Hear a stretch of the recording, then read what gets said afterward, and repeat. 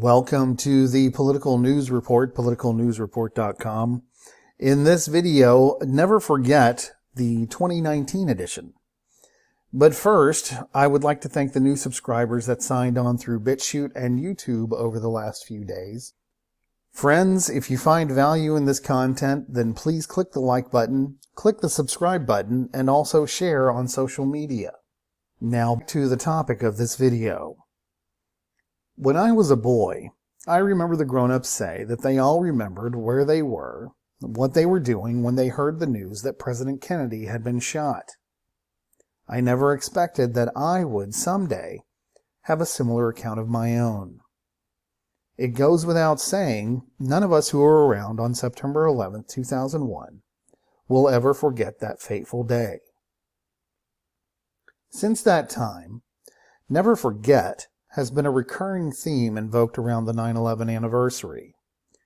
To me, that phrase always suggested that all Americans must support merciless and brutal subjugation of those deemed enemies of the mighty U.S. empire, including those who may question the official story of what transpired that day, as well as the erosion of our rights and our liberty for the promise of security and the growing police state within our borders. Let us never tolerate outrageous conspiracy theories concerning the attacks of September the 11th, malicious lies that attempt to shift the blame away from the terrorists themselves, away from the guilty. To quote the late critical thinker and comedian George Carlin, do I believe in conspiracies? Nah. Do I believe powerful people would get together and plan for certain outcomes? Nah. Do I believe powerful interests would operate outside the law and maybe even kill people? Nah. Do I believe secret government agencies might feel the need to assassinate a person and cover it up? Nah. I think everything in America is open and clean and above board, and powerful people always play by the rules. according to a recently released draft study by the Institute of Northern Engineering at the University of Alaska, the official explanation of 9/11, or at least the part concerning the collapse of the third skyscraper that came down that day, that being World Trade Center 7, should be questioned. While the mainstream media has basically ignored the study, several of the so-called alternative media outlets have been reporting this story over the last few days. I call them the real news media, but that's a subject for a different time.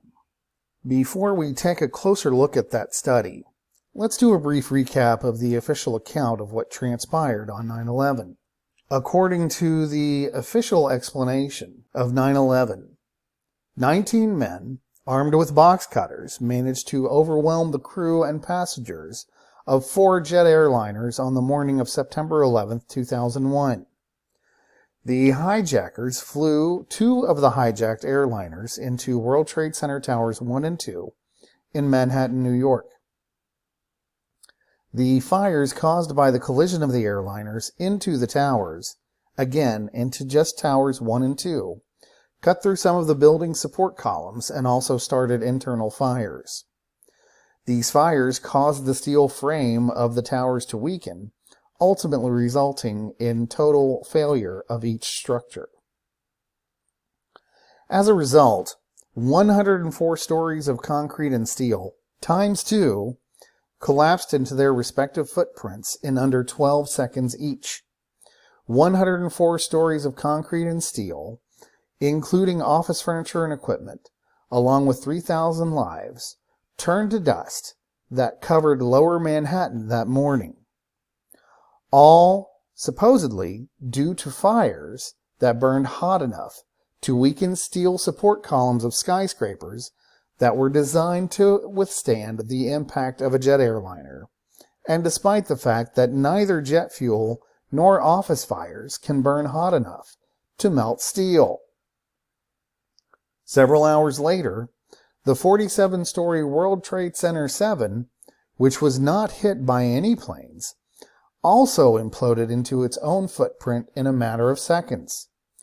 According to the official explanation, that building was struck by debris from the collapse of World Trade Center Towers 1 and 2, which triggered internal office fires that, again, according to the official explanation, and for the first time in recorded history, burned hot enough to eventually weaken the steel frame of the building and cause a near simultaneous failure of all support columns, so it could also collapse into its own footprint, like a controlled demolition.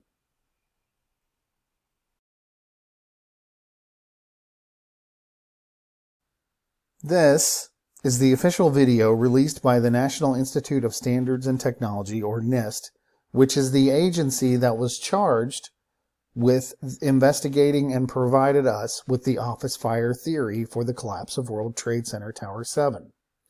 The first few seconds gives us real footage from the collapse of the 47-story building.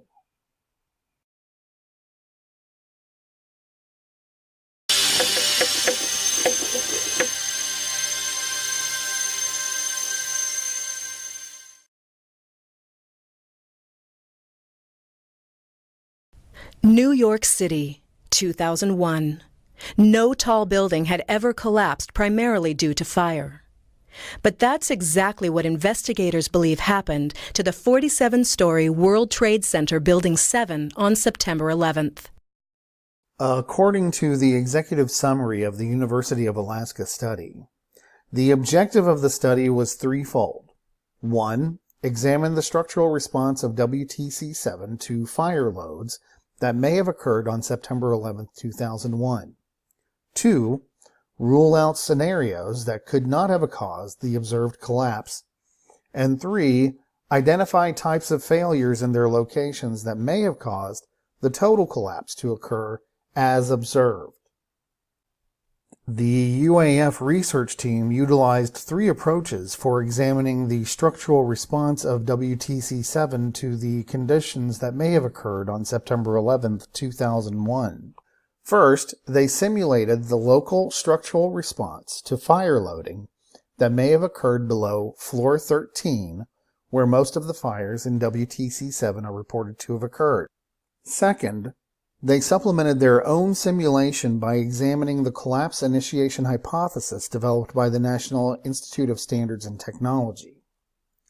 Now, I think this is very important, ladies and gentlemen, since the official determination, which again says that a 47-story skyscraper collapsed into its own footprint in controlled demolition style due to office fires, was based on computer model simulations. And the government classified the data that NIST used to make those computer model simulations, ostensibly in the interest of public safety. I'll let you ponder that one for yourselves. Third, they simulated a number of scenarios within the overall structural system in order to determine what types of local failures and their locations may have caused the total collapse as observed. And the big finish, the principal conclusion of the study is that fire did not cause the collapse of WTC-7 on 9/11, contrary to the conclusions of NIST and private engineering firms that studied the collapse. The secondary conclusion of their study is that the collapse of WTC-7 was a global failure involving the near simultaneous failure of every column in the building. In other words, this study by a state university is saying that the official explanation for the collapse of WTC-7 is wrong, but that something caused the near simultaneous failure of every column in the building to bring it down.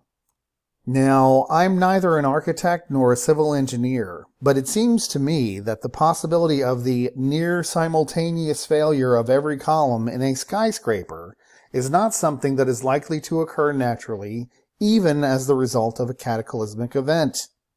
The chances that all support columns in the steel frame are going to collapse simultaneously or near simultaneously due to some random calamity are probably close to impossible. This study also confirms what seems to be clear when you watch the footage of the collapse of WTC-7.